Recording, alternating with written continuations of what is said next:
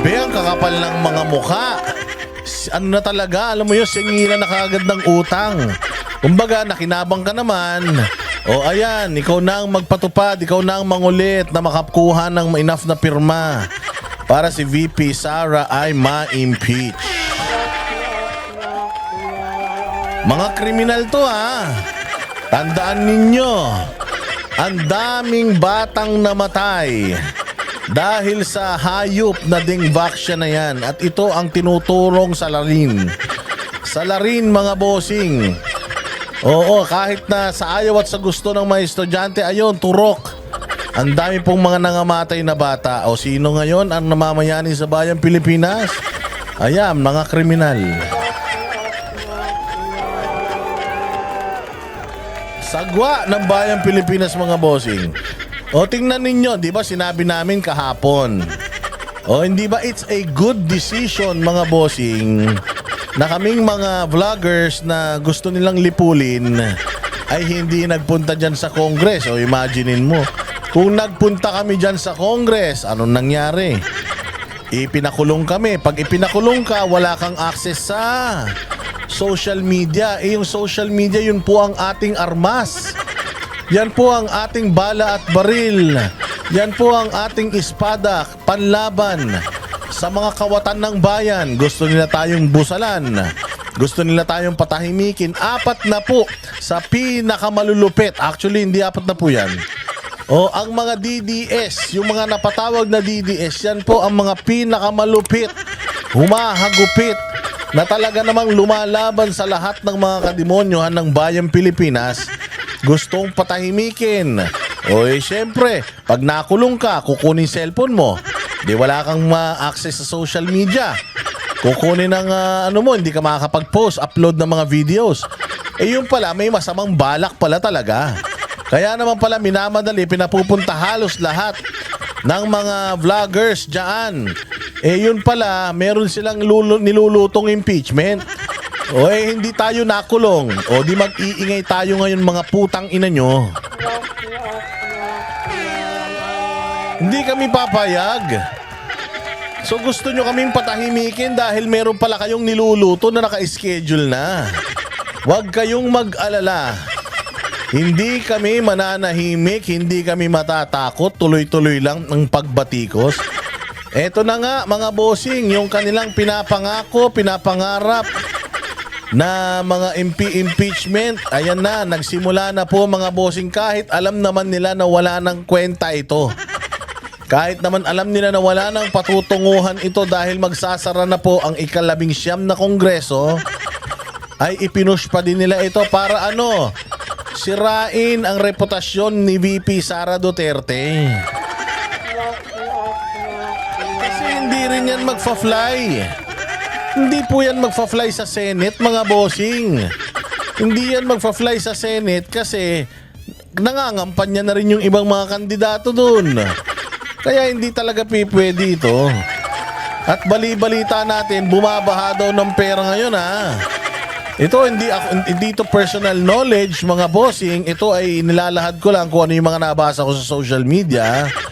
Na bumabaha daw ng pera dyan ngayon at nagkakasigawan, nagkakabrasuhan. Talaga naman, hoy, tumanaw tayo ng utang na loob na wala yung mga kaso natin dahil sa kanila. Yung mga mamamatay tao, yung mga kurakong, na yung kanilang mga utang sinisingil na ng administrasyon. Madalian mga boss. 152 na pirma lang ang kailangan. Meron na daw silang 153. Talagang gigil na gigil sila. All along, hindi sila papayag na matatapos itong kongreso na to na hindi naman lang napakinabangan yung mga ibinayad sa kanila. Oo, kasi matatalo na itong mga congressman na to eh. Kasi kung itong mga congressman na to malalakas to at alam nila mananalo at congressman pa rin sila sa 2025. Pagkatapos ng election, congressman pa rin sila. Patatahimikin muna nila to eh. Tapos, aatakihin nila pagkabalik ng kongreso. Hindi. Sino-shortcut na nila mga boss. Sino-shortcut na po nila yung proseso kasi alam nila na hindi na sila mananalo. Kaya kahit man lang sana yung reputasyon ni VP Sara, mantakin mo, si VP Sara na impeach sa Kongreso. Ay, hindi ba? Tingnan nyo yung nangyari sa SMNI franchise. Sa Kongreso, yung SMNI franchise na-revoke na. Pero hindi pa siya totally revoked. Bakit? Dahil nga, hindi pa yan tinatalakay ng Senado. At ang daming mga senador ang nagbibigay ng kanilang mga opinyon patungkol sa impeachment dahil mukhang talagang ayaw nila nito. Because again, this is divisive. Kaya nga mga INC, mga kapatiran dyan sa Iglesia ni Cristo, oo, ginawa kayong mga ulul netong kamera. Kaya abangan natin, ilalabas natin kung sino-sino ang mga pumirma sa ni VP Sara, impeachment ni VP Sara. At kayong mga kapatiran sa INC, ito po yung walang mga respeto sa inyo. Ito po yung mga congressman na pumirma dito sa impeachment ni VP Sara. Sila po yung mga walang pakialam diyan sa iginawa ninyong peaceful rally. Panis daw kayo, wala kayong kwenta, wala kayong bilang. Wala daw silang pakialam sa boses ninyo. Kasi daw mga tanga naman kayo, iboboto nyo pa rin naman daw sila. O ayan mga ka-INC. O tandaan po ninyo itong nangyari ngayong araw na ito. Kayo po ay nagrally ng umabot ng milyon-milyon sa buong Pilipinas. Pero wala daw kayong bilang. Wala daw kayong kwenta. Bakit naman daw kayo pakikinggan? Oo, wala naman daw kayong voting power. Wow! Tingnan natin mga kapatid na Iglesia ni Cristo. Oo, tandaan natin itong mga ilalabas nating mga pangalan sa susunod na araw. At sa lahat ng mga lokal, sa lahat ng mga lokal ng INC sa bawat probinsya, lugar sa buong mundo, huwag nyong iboboto to unang-una yung hayop na si Garin na yan. O na siya pa daw ang namimilit na magpapirma sa mga tao at may mga nakikita tayong kumakalat sa social media na mukhang malaki daw ang bayaran, mga boss. Magkano naman kaya? Talagang ang bayang Pilipinas ay hindi na po pinatatakbo ng demokrasya. Oo, hindi na tayo pinatatakbo ng demokrasya. Nagpapatakbo sa atin komunista. Mga rebelde. O kita mo, sino nagsampa ng kaso kay VP Sara? Mga rebelde. Sinong mga nagpakulong kay Pastor Apollo Kibuloy? Mga rebelde. Sinong bumabatikos ngayon sa mga Duterte? Mga rebelde. O ngayon, naniniwala na kayo na itong ating administrasyon ay administrasyon ng mga komunista? Wala nang batas. Wala na pong batas, mga bossing. Ang sinusunod na nila yung kanilang mga sarili. Mantakin mo, i-impeach mo si VP Sara sa kaso ng pangnanakaw ng magkano? Samantalang 1.5 billion per day na 1.5 billion per day na pera ng taong bayan sinasayang sa flood control project na wala naman nangyayari. Nasaan ang hustisya? Si Bongbong Marcos nga meron siyang guilty siya sa tax evasion case niya Ibig sabihin, hindi nagbabayad ng buwis. Tas ang lakas-lakas ng loob mo, Bongbong. Napagbayarin kami ng buwis, animal ka. Kapal ng mukha mo. Ang kapal ng apog mo. Oh, kung ako sa'yo, sumunod ka na kay Edsel Lagman. Grabe to.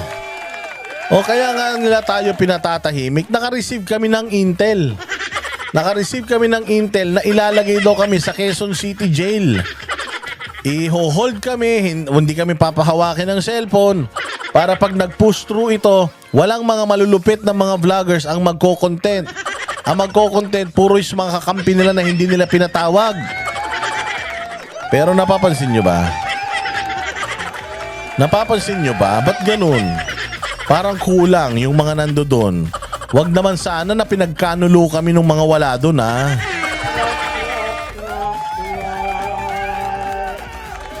Kilig na kilig si Franz Castro.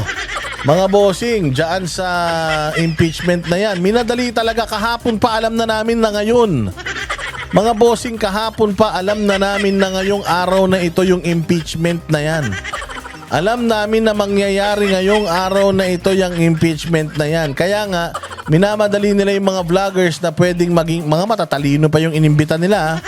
Trixie, Sas, yung mga matatalino talagang inimbita nila.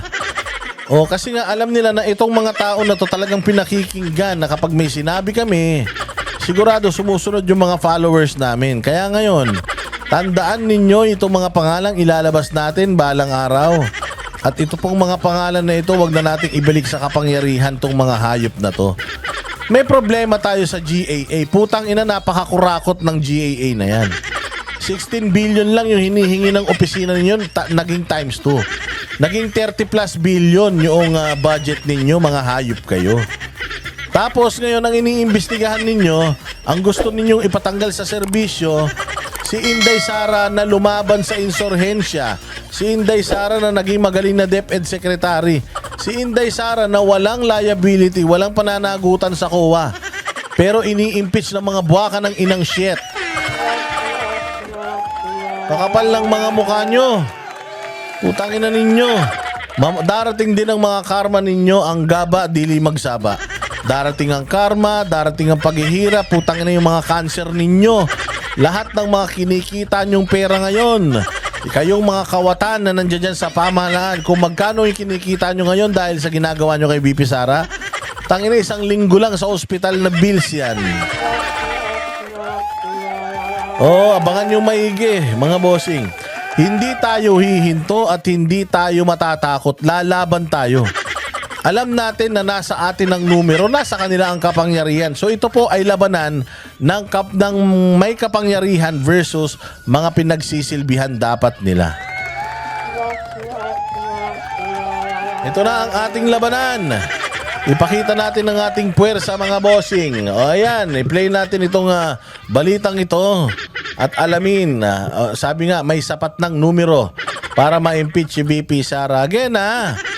Again, ang Davao City po, zero debt. Ibig sabihin, walang utang ang Davao City na iniwan ni BP Sara. Nilabanan ni BP Sara ang komunismo at ang mga adik sa kanyang probinsyang Davao City. Kaya nga naubos yung mga kriminal dyan eh. Ngayon, nung nasa DepEd naman siya, si BP Sara po ang may pinakamataas na trust rating sa lahat ng mga sekretaris ng gobyerno. Si Inday Sara na tumulong para maubos ang mga nagre-recruit ng mga kabataan natin sa eskwelahan para mag-armas laban sa bayan. Naubos yan. Bumagsak ang numero ng mga makabayan diyan sa kamera. Ilan na lang sila? Naging 3 na lang sila. Si Inday Sara na ni walang kaluho-luho sa katawan, ni walang mamahaling relo, ni walang mamahaling sapatos, naka-Skechers lang yan. Naka-polo shirt lang yan, nakapusod, walang makeup. At saka nakapantalon, ganun yan. Tapos putang ina, etong mga kupal na mga congressman na mga putang ina nito, mga naka-Patek Philippe, naka-Rolex na ang mamahal. Mga bag nila, putang ina, kala mo, sasakyan. Mas mahal pa sa sasakyan yung mga suot nila. Mga naka-bulletproof na mga SUV, putang mamahal niyan. Tapos ang sinisingil ninyo, ang sinisisi nyo si Inday Sara. Paikot-ikot ako dyan sa Davao, nakasakay ako sa pick-up ng mga Duterte. Putangin na nyo. May magnanakaw ba na pick-up ang sasakyan? Samantalang ito si Abante, pastor lang. Ang sasakyan naka-bulletproof na Escalade. Lokohin yung lelang nyo. Malalaman mo kung corrupt si BP Sara kung basura yung Davao. Tingnan nyo gano'ng kaganda Davao. Nung pamumuno niya, mas maganda pa nga yung pamumuno niya kaysa kay PRD. Pero maghanda ka, BP Sara. May mangyayaring malupit ngayon. May mangyayaring malupit ngayon. Mag-antay ka lang, BP Sara. O mag-antay ka lang at kailangan i-ready mo na yung iyong mga bagahe dahil sigurado ako sooner or later lilipat ka na sa Malacanang. Panoorin nyo itong balitang walang kwentang ito. Mga kongresista, hati ang pahayag hinggil sa isang pagtitipon na isinagawa sa Batasang Pambansa Ang mga naghain at nag-endorso naman ng impeachment complaints laban kay Vice President Sara Duterte. Iba-iba rin ang pananaw hinggil sa kahihitat. Again may bali-balita. May bali-balita na minamadali itong impeachment na ito para pwedeng maupo si Tambi. O tapos si Tambi baka pwedeng may masamang gawin yan kay BBM o pwedeng ipa-impeach si BBM dahil nga dito sa blanco-blanco na bycam report. O tapos pag na-impeach din si Bongbong, ano mangyayari? Putang ina, ang laki ng presidente natin biglang naging malaking buhaya. O, abangan nyo yan abangan nyo yan. Kasi nga, bali-balita, nakamag-anak ng first family yung gusto nilang ipalit na House Speaker. So talagang pamilya lang nila yung pwede na makapasok dito sa dito sa gobyerno sa Pilipinas para yung wealth ng Pilipinas, yung yaman ng Pilipinas, paikot-ikot lang yan sa kanila. Ng reklamo. Si Mela Les Moras sa sentro ng balita, live. Mela. Joshua, kapapasok lang ng balitang ito na kapanayam ng mga mamamahayag si House Secretary General Reginald Velasco kanina lamang at kinumpirma niya na may sapat na bilang na ang Kamara para ma-impeach si Vice President Sara. Madalian to As in, madalian to. Matapos ang napakaraming mga hearings, biglang boom! O ayan na, ang media nagre-report na impeach na daw si BP Sara. Sa Kongreso, kailangan para ma-impeach siya at ma-disqualify siya for holding office, kailangan merong approval ng Senate. Antayin natin sa Senate kasi dyan sa Congress, alam na natin talaga yung mga karakas ng mga tao dyan. Pero dito sa Senate, may mangilan-ngilan pa rin na mga matitino at sigurado kung hindi papayagan itong pag-impeach kay VP Sara Duterte. Sabi nga ni Sec. Gen. Velasco ay 102 lang o yung 1/3 ng mga mababatas yung kailangan para nga tuluyang umusad itong complaint laban sa Vice Presidente. Pero sa huling ulat nga ay nasa 153 na ang pumipirma dito nga sa 4th impeachment complaint na inaasahang Okay na, so impeach na. O tingnan natin ngayon kung magfa-fly yan. Kasi syempre, pupunta pa yan sa Senate. Tingnan natin kung patutulogin ng Senate o di-dismiss ng Senate yan. Hindi na sila pwede mag-file ng kay VP Sara ng parehas na kaso ng pandarambong. Kapal ng mukha nyo. Kaya nga pinag-i-explain na kayo ng Korte Suprema patungkol dyan sa magic hocus-pocus nyo dyan sa GAA. Yun ang dapat na na pagtuunan nyo ng pansin. Hindi yung mga vloggers, hindi yung mga petty na mga issues ng bayan natin. Dapat yung malaki, yung may epekto talaga sa buhay ng mga Pilipino. Mga hayop kayo. Iakyat dito nga sa plenaryo ng Kamara kanina. At Joshua, ibalita ko naman yung update dito sa Kamara, isang prayer vigil nga yung kasalukuyang idinadaos dito. Huwag na kayong magdasal. Nagpe-prayer vigil pa dyan sa Congress. Puros naman kayo mga animal at mga demonyo, satanas, mga putok sa buho dyan. Huwag na kayo magdasal. Sinisira lang ninyo ang simbahan. Alam naman natin na hindi naman talaga totoo yung mga pagsimba-simba nyo. Hindi nyo naman sinasapuso yung turo ng Panginoon. Paano? Yung pare, putang ina niyan, politiko din. Mga pali ng Katoliko, magising kayo sa katotohanan, mga tanga.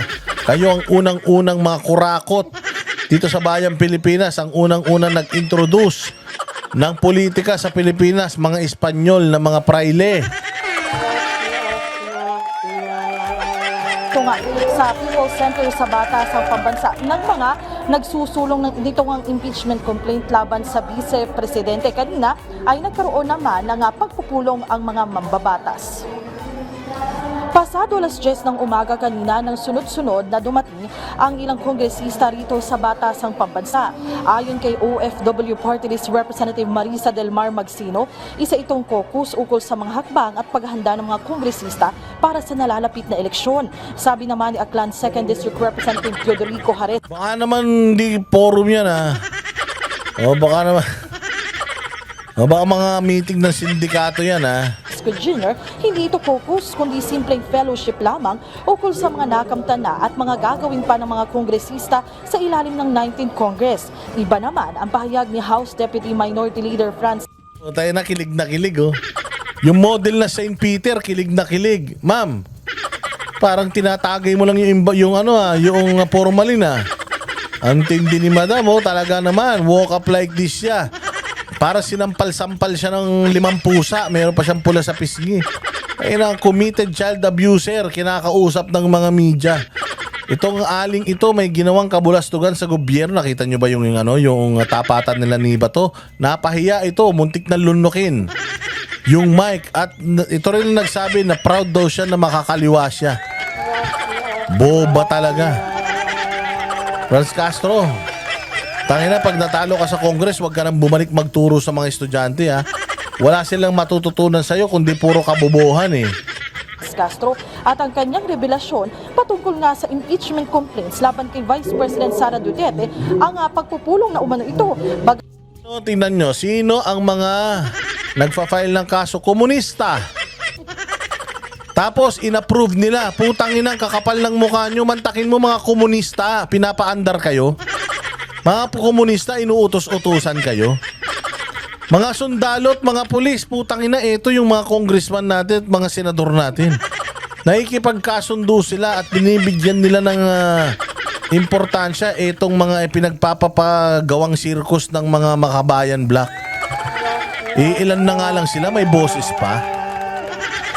4, 3 na lang yata na partido yan sa kamara, putang ina, nagkakabulahan pa tayo.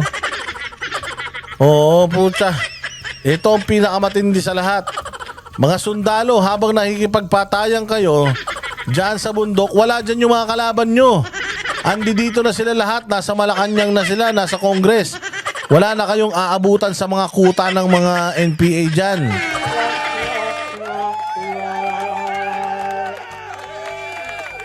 Oh, hindi ba?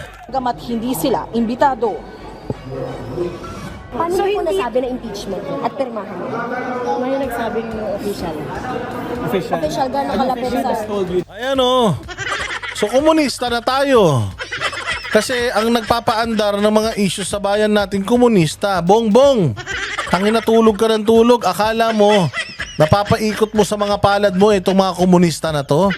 Kayo ang pinapaikot nila sa Chubibo. Kayo ang pinapakain nila sa pating.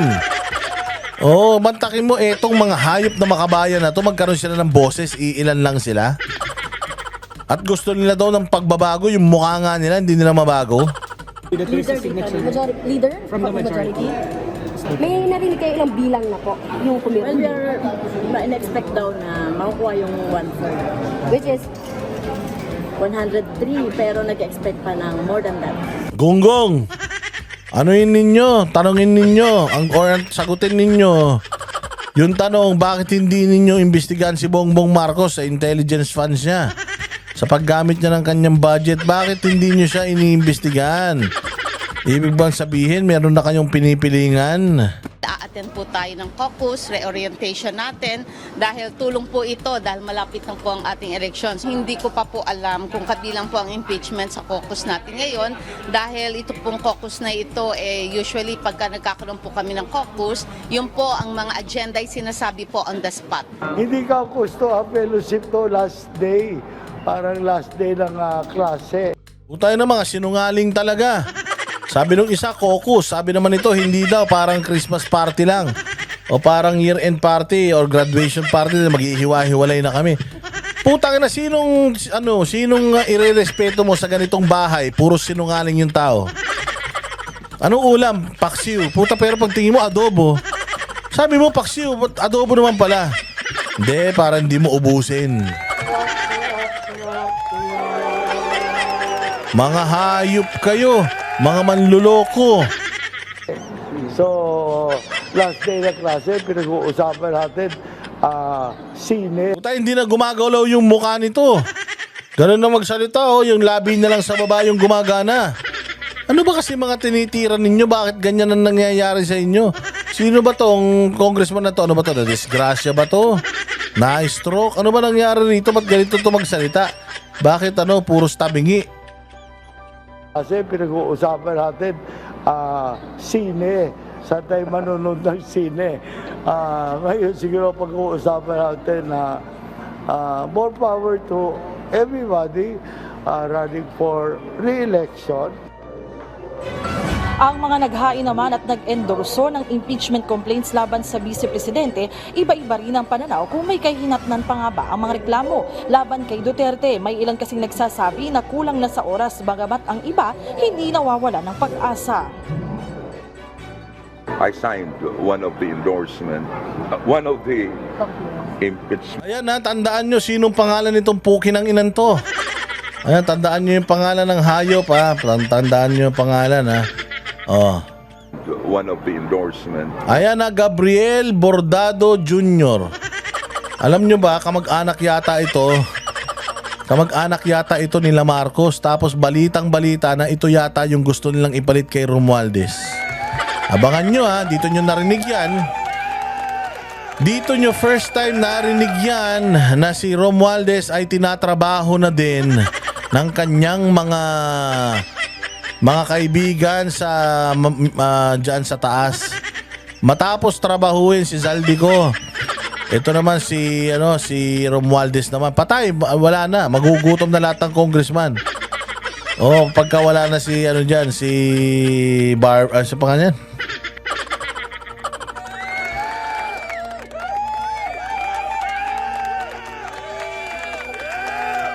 One of the impeachment complaint. Oh, pag wala na si pag wala na si Tambi, alam na dis ha. Alam na dis. Sir, kung kayo yung tatanungin, better ba kung uusad yung court impeachment complaint or anything na pwedeng i-endorse today bago matapos ang session? Sa tingin ko kasi wala nang panahon eh. Wala nang panahon. Ito na ang last day namin. And we will be out for more than 4 months, campaign. So sa tingin ko wala na eh. Mali ang interpretasyon ng iba sa konstitusyon. Ang konstitusyon nagsasabi na ang termino ng congressman at senador hanggang June 30. Oh, hanggang dun lang. At hindi ka na magiging congressman. Colmenares, huwag ka mag-alala. So kung ma-refer today ang impeachment complaint at kahit na mag-convene ang mga senador early June para after the election, pwede silang mag-trial. Balikan lang natin yung naging panayam nga ng media. Joshua, balikan natin yung mga naging panayam nga ng media kanina kay House Secretary General Reginald Velasco. Ang sabi niya, kapag nga natuloy na ito, kasi sabi niya, abangan na lang yung plenary session ng Kamara mamayang alas 3 ng hapon. Pero kapag naisapinal nga at natuloy na itong bagong impeachment complaint o itong 4th impeachment complaint na may pirma ng higit pa sa 1/3 ng mga mambabatas, ay diretso na agad daw yan na maitatransmit sa Senado. At Joshua, maibanggit ko na lamang din, kasabay ng prayer vigil na nakikita nyo nga sa aking likuran para sa mga pro-impeachment dito nga sa mga grupo. Kaya nga yung mga pro-impeachment, wag na kayo magdasal. Kung sama kayo mga demonyo, mga punyeta kayo, nagdadasal pa, ginamit nyo pa ang Diyos. Oh, mamatay na kayo lahat. Hindi kayo karapat dapat magdasal. Dapat sa inyo lahat. Dapat sa iyo sabugan ng bulkan. Na nagsusulong ng impeachment laban kay Vice President Sara Duterte. Sa House Plenary naman ay kasalukuyang isinasagawa naman yung necrological service para sa yumaong si Congressman Edsel Lagman. Mabuti naman nabawasan ng mga buwaya. Ay, hindi pala. Rest in peace. Joshua? Yes, may lalinawin na din natin, kanina doon sa mga na-interview ng mambabatas, nabanggit ito. May panahon pa kaya na umusad yung impeachment complaint lalo't malapit na ang hatol ng bayan 2025? Joshua, para nga din na mas maintindihan ng ating mga kababayan, itong mga nakaraang linggo ay may 3 impeachment complaints na nakabinbin dito sa Kamara. Ang mga tinutukoy na track nito, may iba't iba kasing mode kung paano uusad ang impeachment complaints. Ang tinutukoy nitong naunang 3 complaints ay dadaan pa yan sa committee level at parang normal na bill o resolution talaga nga may mga dinadaan ng proseso. Pero Joshua, ito nga talaga yung update dito nga sa Kamara, may isang ang mode kasi na kung ang isang complaint ay inendorso at suportado ng 1/3 ng mambabatas, yan ay higit 100, sabi nga ni Sec. Jen Velasco ay 102. Yan ay magdidire-diretso na yan sa plenary at kapag yan ay naaprubahan na, yan ay diretso naman na sa Senado. Joshua, kung may oras pa ay dito sa Kamara, talagang kung yan ay talagang umusad na mamaya sa plenaryo. Ayan o, sino pa isang nagsampa ng kaso? Si Leila de Lima. Si Leila de Lima po, ang kapatid niyan, asawa ni Joma Sison. So itong Pilipinas ay pinatatakbo na ng mga komunista. Kaya naman pala yung mga sundalo sa bundok, wala nang makabarilan, nandito ng mga animal. Ayan o, nasa picture. Huwag kayong magagalit ha. Sabihin nyo na naman, nire-red tag kami. Di kayo nire-red tag, kayo mismo umamin. Umamin kayo na mga makakaliwa kayo. Na proud kayo na kaliwa kayo. Tapos pagka sinabihan kayo mga komunista, galit na galit kayo. Makapal ng mga mukha ninyo. Dati sa kalsada sila. Sa kalsada sila nagrarally. Wala tayong pakialam. Ngayon, gumagamit na sila ng resources ng gobyerno. Itong lahat ng gamit dito na ginamit nila dyan sa propaganda nila na yan. Pera ng bayang Pilipinas yan. Tapos pinapagamit nyo na ng ganyan-ganyan sa mga kalaban ng estadong mga hayop kayo. So talagang Congress na to ang pinakabulok. Tama si PRD na itong house na ito ang pinakabulok sa lahat. O yan, makikita ninyo. Infiltrated, infested na po nila ng mga surot na mga aktivistang mga walang silbi sa buhay. Kakapal ng mga mukha nyo. Dapat sa inyo ipakulat sa krus. Mga hanimal kayo. At mag-aabang tayo mga bossing. Abangan natin kung ano pa yung mga magagawa natin mga boss. At sabi ko sa inyo, gusto tayong patahimikin. Dahil doon, mas lalo tayong mag-iingay. At hindi tayo mga bossing makakakuha ng... hindi tayo maririnig kung hindi po kayo nagla-like, hindi po kayo nag-share ng mga content natin. Gusto natin ng pagbabago sa buhay. Gusto natin ipagtanggol ang mga Duterte.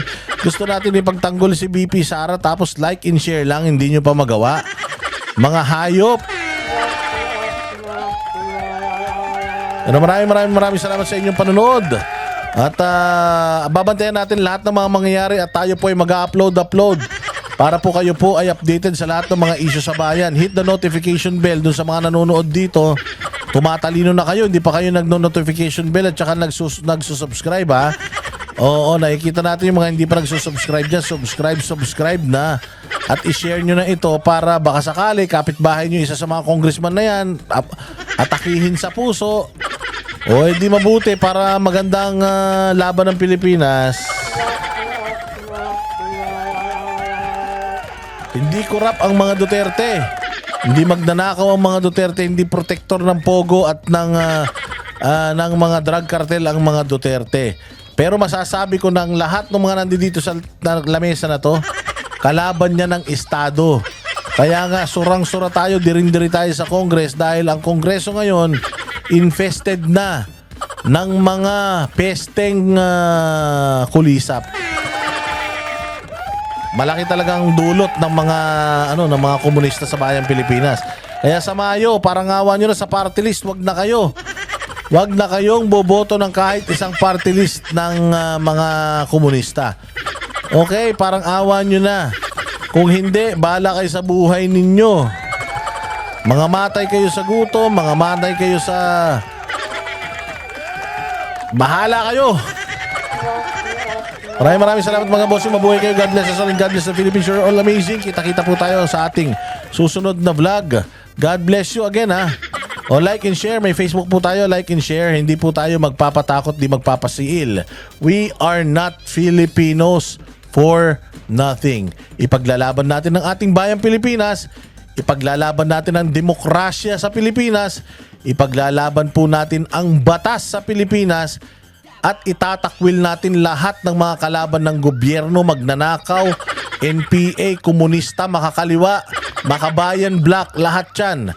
Paalisin na natin sa bayang Pilipinas at tayo po Paalisin na natin sa kapangyarihan yan. At tayo mga bossing, being voters ng darating na eleksyon, gamitin po natin ng matindihan para linisin ang bayang Pilipinas mula sa mga komunista, magnanakaw, demonyo, satanas, Judas, Barabas, Hestas. Okay, thank you again